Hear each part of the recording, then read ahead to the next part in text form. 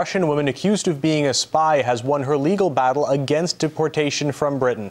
Katerina Zatuli-Vetter was accused of trying to siphon information while having an affair with a British member of parliament she was working for. RT's Ivor Bennett's been following the case in London. He joins us live with more. Ivor, so the ruling must be a great relief for Ms. Zatuli-Vetter. Tell us more about all of this.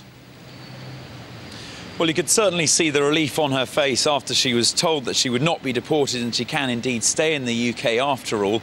The court and panel of 3 judges, including a former head of the British Security Service, ruled that on balance of probabilities she was not and is not a Russian spy. But it's certainly not been easy for her to reach this point. She was arrested 12 months ago, back in December last year, on suspicion of being a spy. And since then, according to her lawyers, she's been living a Kafkaesque nightmare. She's been living under very strict bail conditions. The Home Secretary, after her arrest a year ago, said that she should be deported. She was given the chance to contest that ruling at a hearing that ended last month. But during those whole proceedings, she was never actually allowed to see or hear the evidence against her that the MI5 said it had. The MI5, Britain's Security Service, said it was too sensitive in terms of national security for it to be made public. And so if there was any evidence against her, we will, of course, never actually know what it was at all. But the Home Office has actually already come out and said, in reaction to this ruling, that it stands by its original accusations that Katerina Zatuli-Vetter was indeed a spy and should be deported. But given the fact that these claims have been rejected by the court today, according to Katerina Zatuli-Vetter's lawyers, the MI5 case against her was indeed based more on speculation than fact.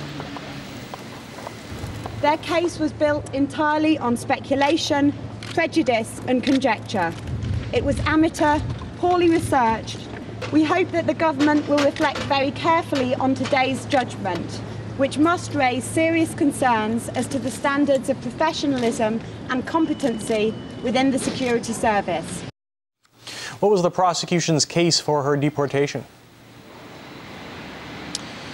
Well, their main point was that she was accused of being used as a honey trap by the Russian intelligence services, tapped up from her time in St. Petersburg, where she studied international relations, and specifically targeted a British member of Parliament in order to gain access to top secret documents. Now, the man in question was Mike Hancock, a member of Parliament, and also who had a seat on the Parliamentary Select Committee for Defence and also Russia. So he had access to some top-level documents. We do know also that they had an affair for 4 years, and also we do know that she was working for him as his researcher in Parliament, so potentially had access to these documents.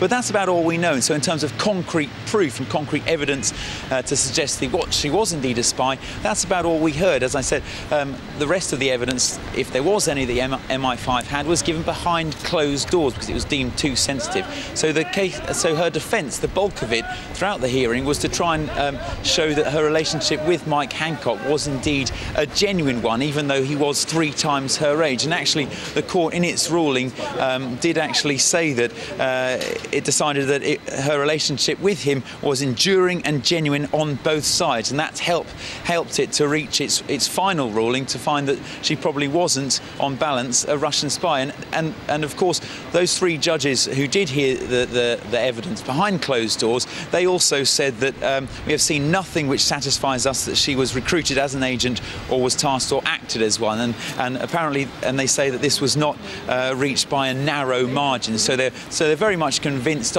on balance, that she wasn't a spy and therefore has been allowed to remain in Britain and will not be deported. All right, RT's Ivor Bennett live for us in London. Thanks for that update.